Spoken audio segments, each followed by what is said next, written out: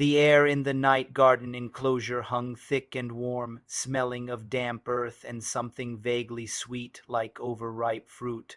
Maya shifted, her phone a useless brick in her pocket. Family bonding, her dad had insisted. The Moonlit Safari is educational. So far it was just humid and dark, the path lit by feeble fox torches that made the shadows writhe. Their guide, Roger, beamed under his headlamp. "Observe the Malayan tapir," he whispered, gesturing to a hulking shape half hidden in ferns. It stood unnaturally still, its black and white hide stark in the gloom, not grazing, not sleeping, just facing them. Maya shivered, despite the warmth. They moved on. The ring-tailed lemurs were usually a blur of chatter and acrobatics.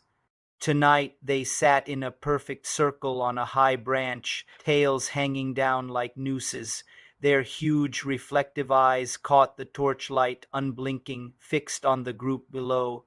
Not a single chirp or shuffle. Roger's cheerful commentary faltered. "Ah, conserving energy, perhaps." The unease grew thicker than the jungle mist.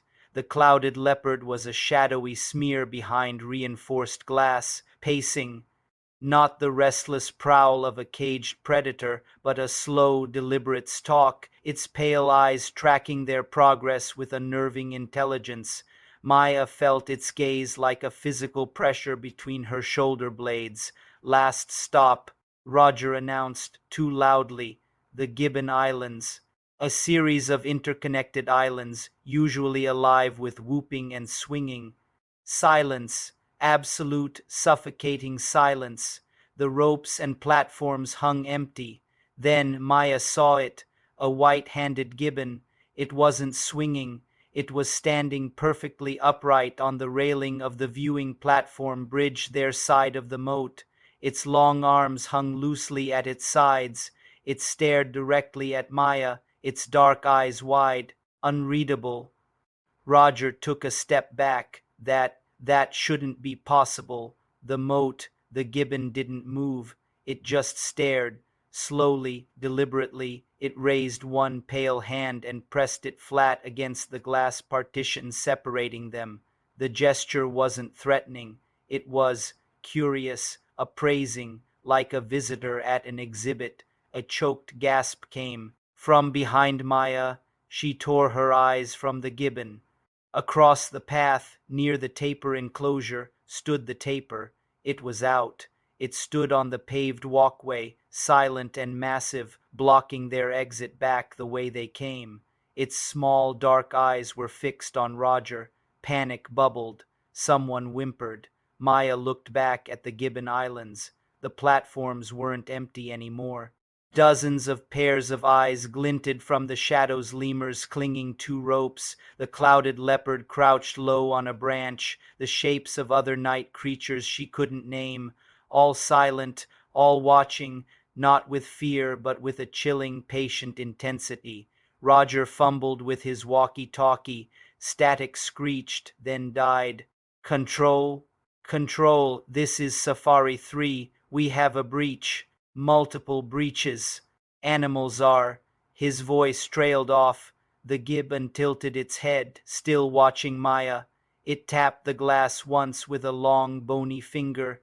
Tap. From the darkness behind the tapir, more shapes emerged. The lumbering form of the binturong, the sinuous glide of a python, far larger than any exhibit suggested.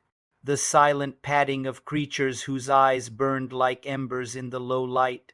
They didn't snarl, they didn't charge, they simply surrounded the path, cutting off any escape, herding the group closer to the Gibbon Island viewing platform.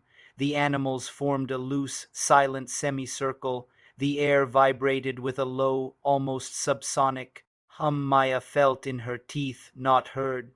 The gibbon lowered its hand and slowly, deliberately pointed past them, deeper into the zoo grounds, towards the echoing, empty roar of the lion enclosure. Roger dropped the walkie-talkie. It clattered on the path, the sound obscenely loud in the silence. The tapir took a single step forward, its heavy hoof scraping the concrete. Maya understood. They weren't trapped, they were being moved. The night safari was over, the real exhibit had just begun, and the audience, silent and watchful from the trees and the shadows, had finally come down for a closer look. The gibbon's eyes, locked on hers, held no malice, only the cold, ancient patience of something that had finally turned the glass around.